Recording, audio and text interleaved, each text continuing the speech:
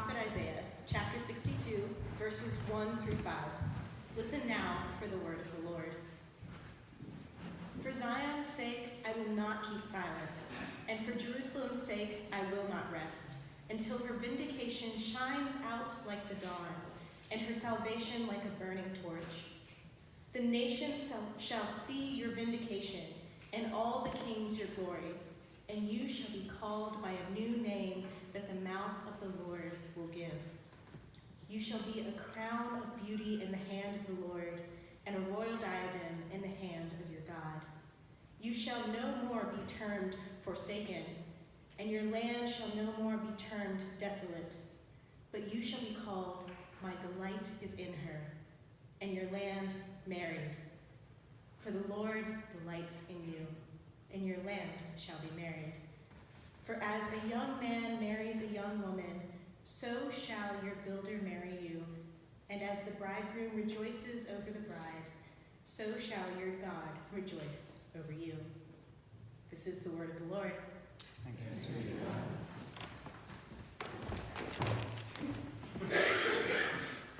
Good morning, everyone. How's it going? Good. Great. All right. Well, let me tell you, I love Christmas.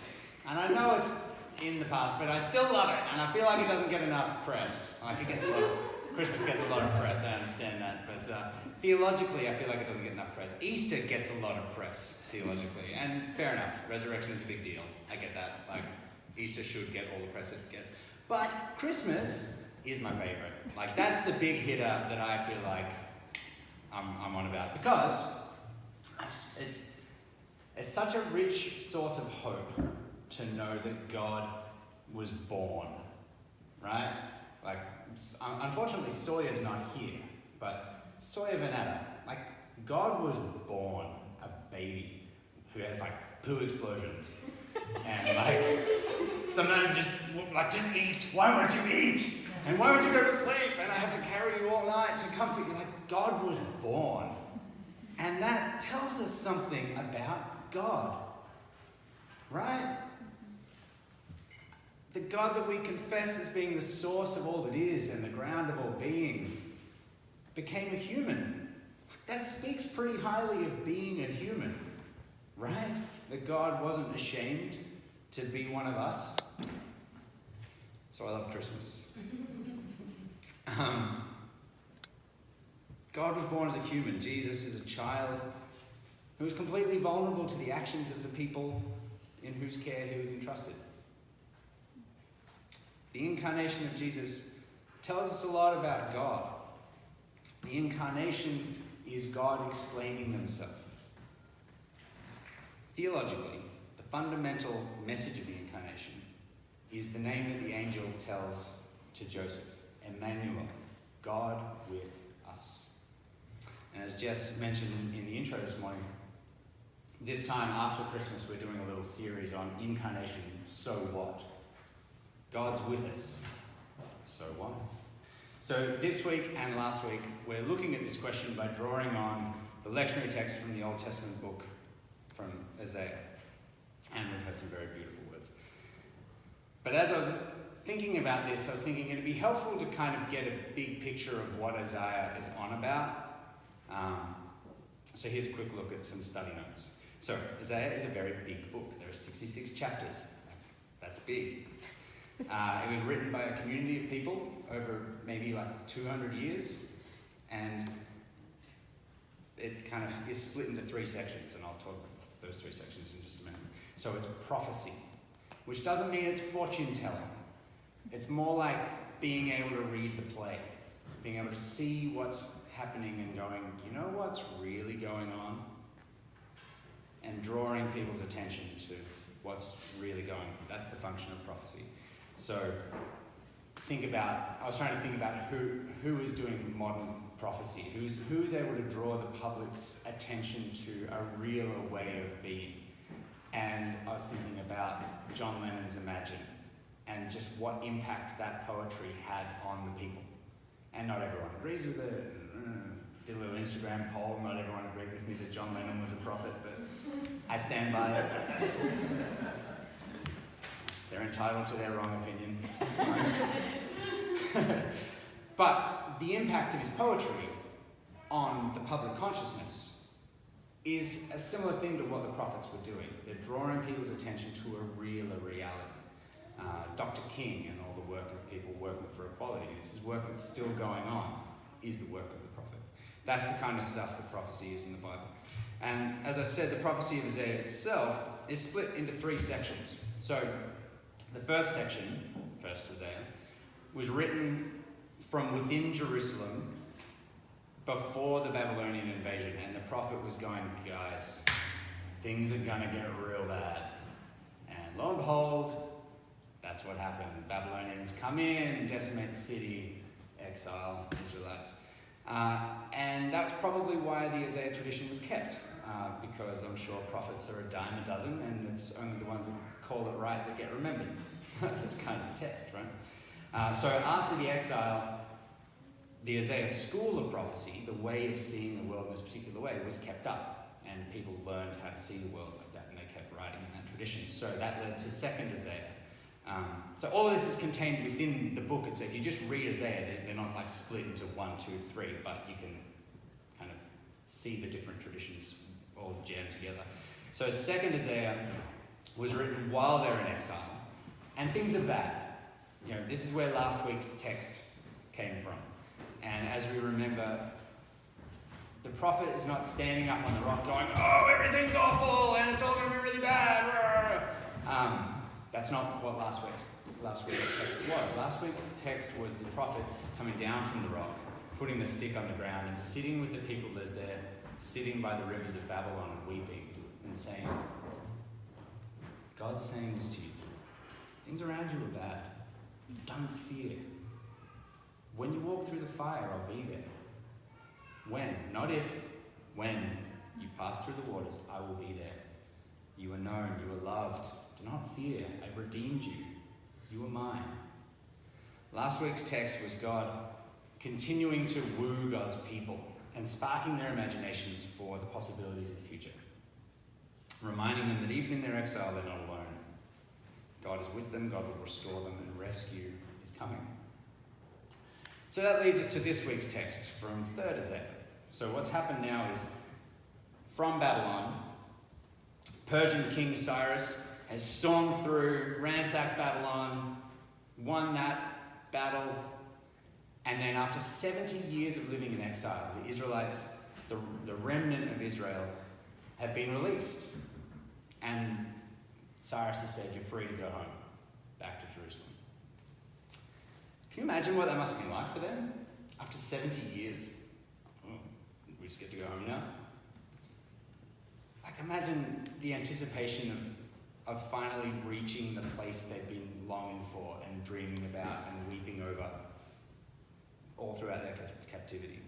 I mean, 70 years is a long time, right? Like, some of those people returning might have been kids, like part of the band that was exiled. But I reckon most of the people that returned had been born in Babylon, right? So they'd never seen Jerusalem. They'd never, you know what I mean? All they had was the images that they were raised on from their people saying, like, this is the city that we lost. This is having all that stuff going on in their head. So as they're trekking west, I wonder what they were imagining it was going to be when they got there. The temple, the glory of the Lord. Like, we're finally going home. And then imagine the shock of actually arriving in this devastated city. The feeling of excitement of walking into your new home, and then you look around and there's this sinking feeling of realizing how much work there is ahead of you to make expectations come alive amidst the reality that you're actually working with. You know, it's the surprise fixer-upper that totally blows the finances out of it. Hypothetically, obviously, it doesn't obviously have an engine or wheels or a kitchen on it. The hypothetical fixer-upper. So then multiply that feeling by a whole city, and you get an idea of where the Israelites may have been. And add the demoralization of having been kicked out in the first place and having watched it get trashed. you want to pick up the plot of the story at this point, you can go and read Ezra and Nehemiah.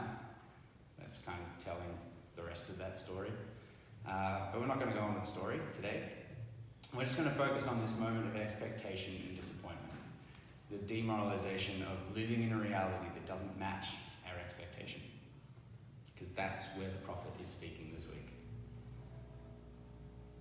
So the prophet is speaking up for the people. And speak up to remind the people that God hasn't left them alone. And God hasn't lost hope for them.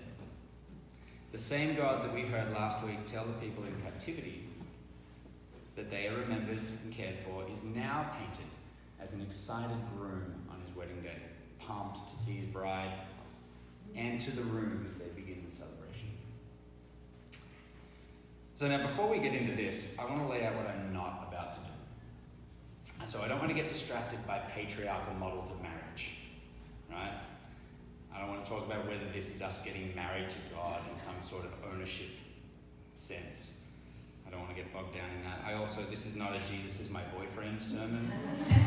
Although God does love you, right? But we're not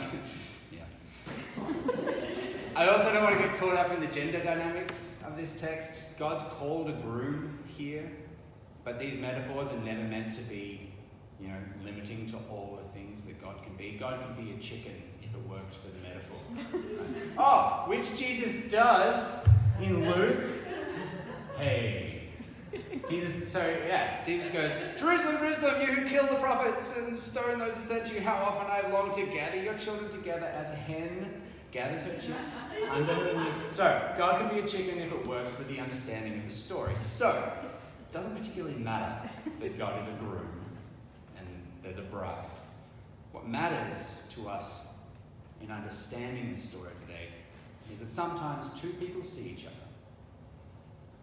with ecstatic joy and they go, you and me, we are us.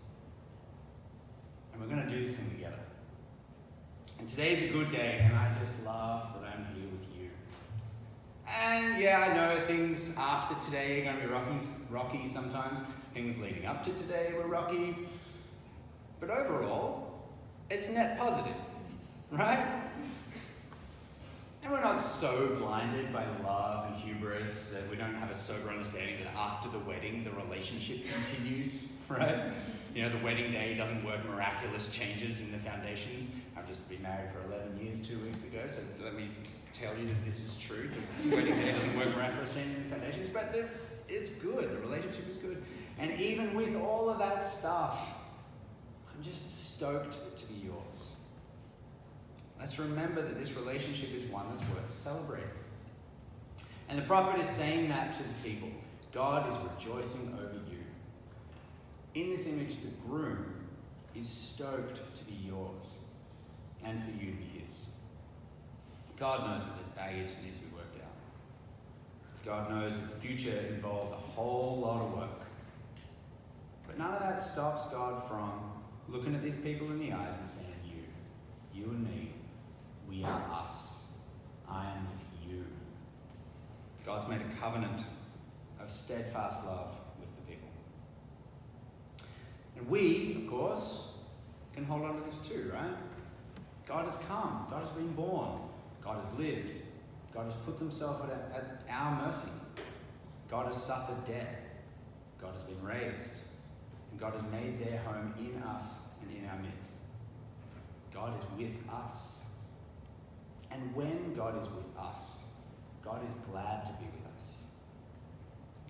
I wonder what that does to us. We heard last week that to be known fully and loved even still can be fundamentally terrifying because it opens us up in a very vulnerable way. And yet, when the one that knows us and loves us is trustworthy and is seeking our flourishing, love lifts us up where we belong. I knew you'd like that. But it's true, because love makes us a better version of ourselves. Knowing that we are enough and that we are loved frees us to rest in the grace of our lover. It frees us to explore every direction of our life without fear. It frees us to take risks, to challenge the things around us that don't match our expectations, to set our hands to the tools to remake the city that was devastated. The work is hard, the road is long, and we have a role in the restoration project. It's not lost on me that tomorrow is Martin Luther King Jr. Day, and that's a day to be celebrated, for sure. It's also a day to be reminded that there's plenty more work to be done. And we do that work with the knowledge of our covenant with God, who loves us and empowers us. And that's the rest of the prophet's message. Everything's going to be better. You just got to keep your eyes open so that you see it, you don't miss it. And this partnership is a really good one. And together, you and God are going to rejuvenate everything. You won't be called forsaken anymore. You'll be called, my delight is in her. The land won't be called desolate. It'll be called married. It'll be lifted up by one that knows it, loves it, trusts it, and works for its flourishing. And so here's the thing. This is not a one-sided relationship. It's not just God doing this work. This is a partnership with us. And it matters that it's us. It matters that it's you and me. It matters that it's Rory, Jim, Frank. Listen, it matters each of us particularly. I can't do what you do. That's what Paul's talking about. He's talking about the metaphor of the body. The eye can't look at the hand and go, I need you. We all have a role to play. And what's more, this image of God rejoicing is God rejoicing over who we are now. Not a future version of us, or us as God wishes that we were. That wouldn't be love. Love is rejoicing over us just as we are today. We are enough. And love will draw us out, growing us into even more. So in practice, this looks like thinking about particular opportunities that you have around you, I have around me, we have around us. Our financial position, our occupational opportunities, our place in particular relationships. And we wonder, what does it mean that God is here with me? What parts of this situation don't match the expectations I have, and what is the Spirit inviting me into? All these things that we are bring something particular to the things that we do. Who we are makes a difference, and God is glad to partner with each of us. And God is inviting each of us to embrace this covenant relationship so that we can be more fully ourselves as well. And this is true of us individually, and it's true of Kingston. We, church, are here to do particular work in ourselves, with each other, and for the community. And because of our covenant relationship with God, we're empowered to see this work as opportunities to see God's kingdom coming all around us. And because God is with us, we take risks that if we were fearful, we wouldn't take. And Kingston already has a long history of doing stuff like that. It's going, well, let's just try this. Right? And we have a future full of it as well. As the Spirit moves us to serve our community in all the ways we can. There's much more apricot jam in our future. And so, what does it mean that God is with us? The prophet here is saying, I'm going to advocate for you. And I'm not going to shut up about it until you get it. And not only you get it, that something special happens when God is with you and you are with God. But I'm going to keep on saying it until everyone else around you gets it as well. Why do we bother to make an effort for our community? Because we know that God is with us, loving us and wanting us to flourish. Why do we continue to advocate for justice? Because we know that God is with us, loving us and wanting us to flourish. And by us, I mean everyone, not just Kingston, not just the West. God's love doesn't have borders. God is with us and God delights in us. And living from that place of being called beloved opens up our lives like a flower coming into bloom. And I think there's hope here for each of us. And I think there's hope here for Kingston as well. As I was preparing for today, Pastor Jess sent me a poem from Mary Oliver, and it brings out another facet of this idea of what it might mean to live in a way that reflects that God has come to be with us. Oliver invites us to see the world around us in a new way and to not need to fear death. I think she contended with this stuff, and she offers us a pretty expansive vision of the possibilities of coping with the inevitability that while we are loved, our time will end. And that even still, our efforts for the world have not been in vain. So this is a poem called When Death Comes. When death comes, like the hungry bear in autumn, when death comes and takes all the bright coins from his purse to buy me and snaps the purse shut, when death comes like the measles pox, when death comes like an iceberg between the shoulder blades, I want to step through the door full of curiosity, wondering, what's it going to be like, this cottage of darkness? And therefore, I look upon everything as a brotherhood and a sisterhood. And I look upon time as no more than an idea. And I consider eternity as another possibility. And I think of each life as a flower, as common as a field daisy, and as singular. And each name a comfortable music in the mouth, tending as all music does towards silence. And each body a lion of courage and something precious to the earth.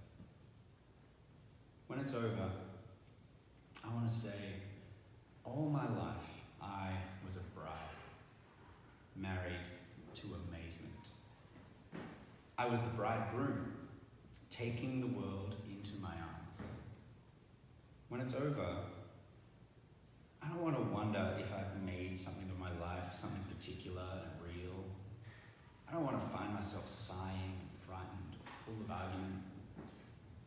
I don't want to end up simply having visited this world. We're not here just to visit, folks. God is with us in covenantal love. And we have a role in that relationship. The Spirit empowers us to look around, to see things that don't match our expectations, and prods us to imagine that it could be different. Knowing who God is, the God who was born and all that followed, it gives us a lens to focus our imagination. And remember that in Jesus we've been shown the way, and we know that death doesn't call the shots. There's a role in this for you.